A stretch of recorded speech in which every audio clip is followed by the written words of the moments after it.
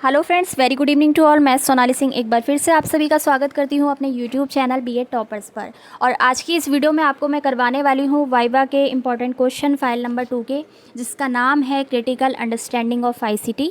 तो BEd first year के practical चल ही रहे हैं, तो इसी सिलसिले में मैं बैक टू बैक वीडियोज़ आपके लिए लेकर आ रही हूँ। इससे पहले reading and reflecting on text वाला वीडियो अगर आपने नहीं देखा है तो देख लीजिएगा, चैनल को कर लेना सब्सक्राइब। चलिए शुरू करेंगे। तो इस सब्जेक्ट में सबसे पहला जो आपका क्वेश्चन बन सकता है वो बनेगा कंप्यूटर क्या है। तो कंप्यूटर के बारे में आपको पता होना चाहिए। कंप्यूटर एक ऐसा इलेक्ट्रॉनिक डिवाइस है जो यूज़र द्वारा इनपुट किए गए डाटा में प्रक्रिया करके सूचनाओं को रिजल्ट के रूप में प्रदान करता है। ठीक है, सिंपल लैंग्वेज में इसको समझ लेते हैं। अर्थात एक कंप्यूटर इलेक्ट्रॉनिक डिवाइस है जो यूज़र द्वारा यानी यूज़ करने वाले के द्वारा दिए गए निर्देशों का पालन करती है। ऐसा ही होता है, आप एक कंप्यूटर को यूज़ करते हैं, उस पर वर्क करते हैं। कंप्यूटर जो क्या करता है, आपके इंस्ट्रक्शंस को फॉलो करता है, प्रोसेस करता है, देन रिज़ल्ट प्रस्तुत करता है आपके सामने। ठीक है, इनपुट आउटपुट ये सारे इसी के अंग हैं। सबसे पहले इनपुट आता है, फिर उसमें प्रोसेस होता है, फिर आउटपुट आता है। अब मैं आपको बता देती हूँ इनपुट क्या होता है। इनपुट वो सभी इंफॉर्मेशन है, वो सभी डाटा है जो कि आप कंप्यूटर में फीड कर रहे हैं। ठीक है, प्रोसेस क्या होगा, प्रक्रिया। जो डाटा के साथ प्रक्रिया हो रही है कंप्यूटर के अंदर उसको प्रोसेस कहा जाता है। आउटपुट क्या होता है, रिज़ल्ट। ठीक है, इतना आपको समझ आया। तो ये कंपोनेंट ऑफ कंप्यूटर भी कहे जाते हैं। अब हम देख लेते हैं डिवाइस क्या क्या हैं। इनपुट के डिवाइस कौन से हैं, माउस हो गया, कीबोर्ड हो गया, स्कैनर हो गया, जॉयस्टिक, माइक और वेबकैम। याद रखने हैं आपको। आपका हिंदी में आपसे पूछ लें, इंग्लिश में आपसे पूछ लें, दोनों में आंसर आपको यही देना है। तो इनपुट के ये सभी डिवाइसेस हैं, ये बाहर रहते हैं, कंप्यूटर के अंदर नहीं होते हैं। ठीक है, प्रोसेस क्या होता है, सीपीयू और प्रोसेसर। अब आपसे पूछ सकता है कि सीपीयू की फुल फॉर्म बताइए। ठीक है, कंप्यूटर का ब्रेन होता है ये सीपीयू जो होता है। ठीक है, कंप्यूटर का क्या होता है, ब्रेन कहा जाता है। और कंप्यूटर की फुल फॉर्म भी पढ़ेंगे आगे। चलिए आगे मैं आपको बता देती हूँ आउटपुट क्या है। आउटपुट क्या हो गया, मॉनिटर, प्रिंटर और स्पीकर। इसी के थ्रू हम डाटा को बाहर निकालते हैं रिज़ल्ट के रूप में। ठीक है, मॉनिटर यानी स्क्रीन हो गई कंप्यूटर की, उस पर हमें रिज़ल्ट शो होता है। दूसरा हम प्रिंटर से बाहर निकाल सकते हैं, और स्पीकर हम सुन सकते हैं। तो ये सभी आउटपुट डिवाइस हैं।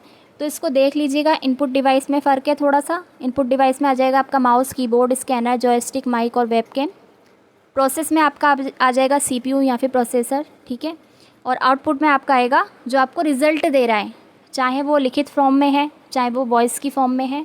ओके, चलिए अब कंप्यूटर शब्द की उत्पत्ति कैसे हुई। लैटिन भाषा के कंप्यूट शब्द से हुई है, जिसका अर्थ होता है गणना करना।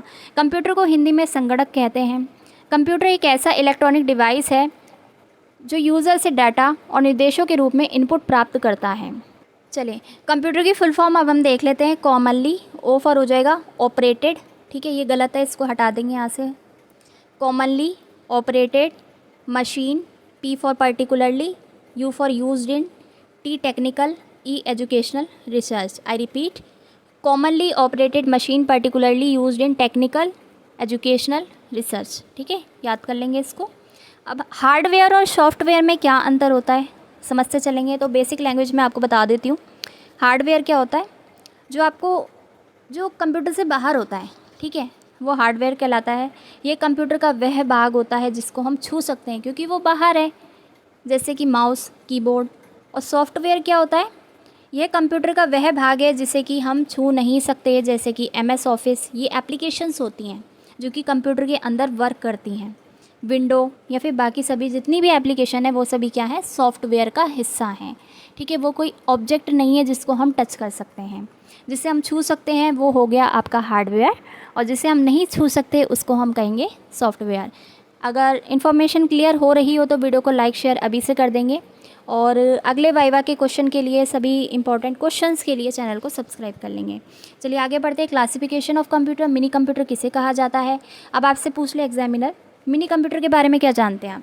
तो आप बताएंगे एक छोटा कंप्यूटर होता है परंतु माइक्रो से बड़ा होता है। यह आकार में रेफ्रिजरेटर के बराबर होते हैं। इसमें एक से ज़्यादा सीपीयू होते हैं। ठीक है, एक से ज़्यादा व्यक्ति काम कर सकते हैं। देखिए सीपीयू मैं आपको बता दूं, ये कंप्यूटर का ब्रेन भी कहा जाता है। CPU की फुल फॉर्म आप देख लेंगे, स्क्रीन पर आपको शो हो रही है, ठीक है। चलिए, फोर्थ है यहाँ पर, ये एक मल्टी प्रोसेसिंग और मल्टी यूज़र कंप्यूटर है। इसका प्रयोग छोटी कंपनियाँ, बड़े कार्यालय और बैंक आदि में होता है। किस कंप्यूटर का? मिनी कंप्यूटर का। अब हम पढ़ेंगे माइक्रो कंप्यूटर क्या होते हैं। माइक्रो कंप्यूटर, इन कंप्यूटर का विकास 1970 के दशक में हुआ। ये आकार में छोटे होते हैं, ठीक है। इनमें एक ही CPU होता है, क्योंकि भाई छोटा है इसलिए एक ही CPU होगा, जबकि मिनी कंप्यूटर में एक से ज़्यादा CPU होते हैं।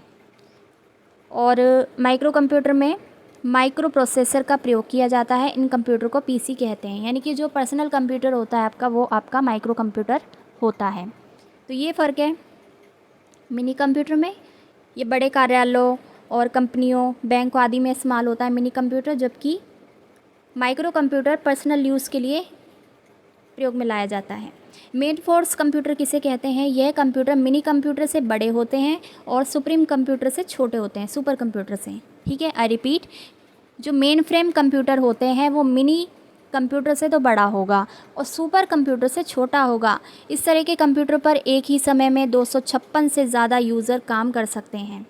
आ रहा है समझ? कितने सारे लोग काम कर सकते हैं मेन फ्रेम कंप्यूटर में। सबसे पहले इन्हें अमेरिका की IBM कंपनी ने बनाया था, ठीक है। इसका यूज़ होता है रेलवे, आरक्षण, बीमा कंपनियों, अनुसंधान संस्थानों आदि में। तो ये फ़र्क आप पढ़ के जाइएगा ताकि आपको याद में रहे। इसके बाद है सुपर कंप्यूटर। ये कंप्यूटर आकार में सबसे बड़े होते हैं, नाम से ही पता लग रहा है सुपर कंप्यूटर। ये अब तक के सबसे शक्तिशाली कंप्यूटर हैं। इसमें हज़ारों माइक्रो प्रोसेसर लगे होते हैं। सुपर है क्योंकि बहुत सारे माइक्रो प्रोसेसर लगे होंगे। विश्व का पहला सुपर कंप्यूटर 1964 में बना था, ठीक है। विश्व का पहला सफल सुपर कंप्यूटर बना था 1976 में। आया समझ? चलिए फिर से आपको दिखा देते हैं। मिनी कंप्यूटर जो बैंक कार्यालयों वगैरह में इस्तेमाल में लाया जाता है, इसमें एक से ज़्यादा CPU होते हैं, ठीक है। रेफ्रिजरेटर के बराबर होता है। माइक्रो कंप्यूटर पर्सनल यूज़ के लिए जो होता है, और इसमें एक ही CPU होता है। मेन फ्रेम कंप्यूटर जो होता है वो मिनी कंप्यूटर से थोड़ा सा बड़ा होगा और सुपर कंप्यूटर से छोटा होगा, ठीक है। ये आप पढ़ के जाएंगे। इसमें एक साथ कई सारे यूज़र काम कर सकते हैं। सुपर कंप्यूटर में जितनी भी सारी अच्छी बातें हैं, ज़्यादा से ज़्यादा बातें हैं, सुपर नाम से ही समझ आ रहा है आपको, ठीक है। उसके बारे में आप लिख देंगे। ये सबसे शक्तिशाली होता है, आकार में सबसे बड़ा होता है। लिखना क्या है, आपका वाइवा है तो फिर आप ऑरली देंगे। चलिए अब बात कर लेते हैं कंप्यूटर की मेमोरी पर। कंप्यूटर की मेमोरी कितने प्रकार की होती है? इसके अंतर्गत हम किसी भी डाटा या इन्फॉर्मेशन को स्थायी या अस्थायी रूप से सुरक्षित रख सकते हैं। ये दो प्रकार की होती है, ठीक है। परमानेंटली भी इन्फॉर्मेशन या डाटा को हम सुरक्षित रख सकते हैं, और अस्थायी यानी कि जो टेम्परेरी भी होती है मेमोरी। आया समझ? आया तो वीडियो को लाइक शेयर कर देंगे, और अगली वीडियो आने तक के लिए चैनल को सब्सक्राइब करके रखिएगा ताकि वीडियो जैसे ही आए आपके पास तुरंत से नोटिफिकेशन पहुँचे, क्योंकि बहुत ही ढूंढ के मैं चीज़ों को ला रही हूँ। तो पहले ही जो मेमोरी है काइंड है इसका, वो है प्राइमरी मेमोरी, और दूसरी होती है आपकी सेकेंडरी मेमोरी। तो प्राइमरी मेमोरी किसे कहते हैं? इसे कंप्यूटर की मेन मेमोरी कहा जाता है, ठीक है।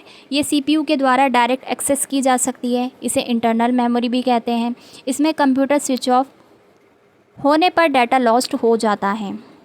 जबकि सेकेंडरी मेमोरी क्या होती है? एक्सटर्नल मेमोरी होती है, आपको पढ़ के जाना है इसको। ये किसी भी डाटा या इन्फॉर्मेशन को हमारे कंप्यूटर में परमानेंटली सेव करता है, ठीक है। इसमें डाटा लॉस्ट नहीं होता स्विच ऑफ होने पर। तो दोनों में यही फ़र्क है।